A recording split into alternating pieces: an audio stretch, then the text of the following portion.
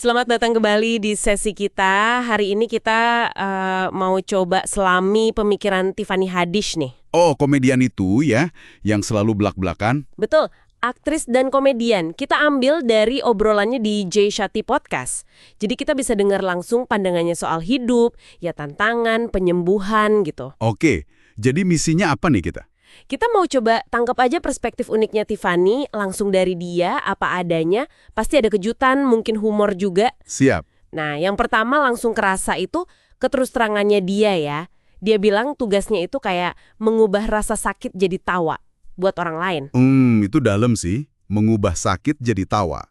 Iya, dan dia itu penuh kontradiksi yang menarik loh. Gimana tuh maksudnya? Dia ngaku misalnya dia itu hoarder, suka nimbun barang. Kamarnya aja disebut kayak, laboratorium, kantor sekaligus lemari. Wah, berantakan dong ya. Kayaknya sih gitu.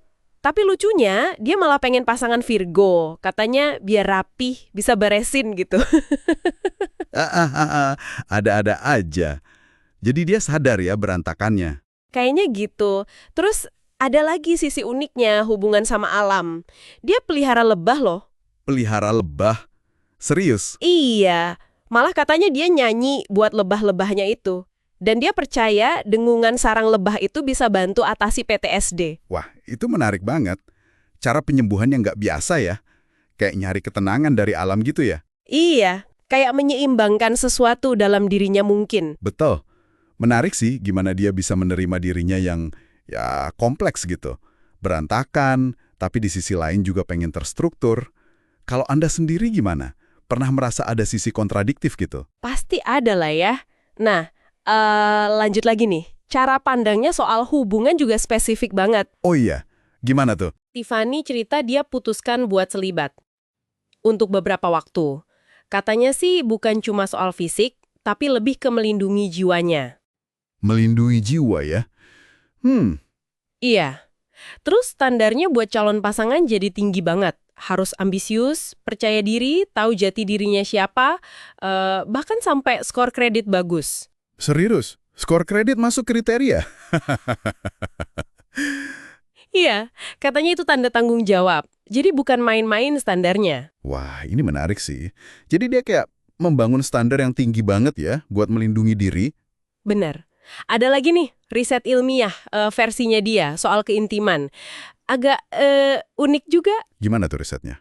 Dia percaya kalau tubuh perempuan itu bisa nyerap DNA pasangan lewat sperma, terus itu menciptakan ikatan. Nah, kalau gonta-ganti pasangan tanpa ikatan kuat, katanya bisa pengaruh ke mental.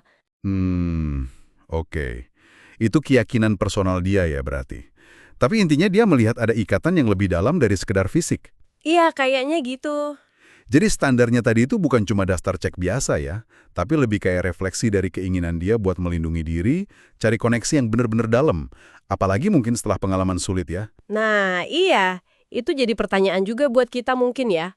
Apa sih yang paling kita hargai dalam sebuah hubungan? Koneksi macam apa? Betul, refleksi yang bagus. Ngomong-ngomong pengalaman sulit, dia juga cerita terbuka banget soal trauma. Terutama soal ibunya. Yang kecelakaan itu kan ya, yang ibunya cedera otak parah. Iya, betul. Itu bagian yang kerasa banget sih dampaknya ke dia. Dia harus rawat ibunya yang sekarang, yang kadang bisa nyakitin dia, tapi dia juga kangen banget sama sosok ibunya yang dulu. Itu pasti berat banget ya. Kehilangan sosok ibu padahal orangnya masih ada. Banget. Ada cerita dia waktu kecil coba bikinin telur buat ibunya. Awalnya dimarahin karena salah. Tapi terus akhirnya diajarin sabar-sabar. Itu menyentuh banget sih detailnya. Lalu soal ayahnya juga kan ya? Iya, ayahnya kan pergi waktu dia kecil. Pas akhirnya ketemu lagi, dia seneng, tapi juga ada rasa sakit karena ditinggal. Campur aduk ya rasanya. Banget.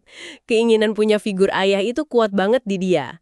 Sampai dia pernah, ini agak lucu sih tapi juga sedih, minta Shaq O'Neal buat gendong dia kayak bayi. Serius? Minta digendong Shaq? Wah, itu nunjukin banget ya kerinduan yang dalam. Ya, jadi kelihatan banget ya kompleksitasnya.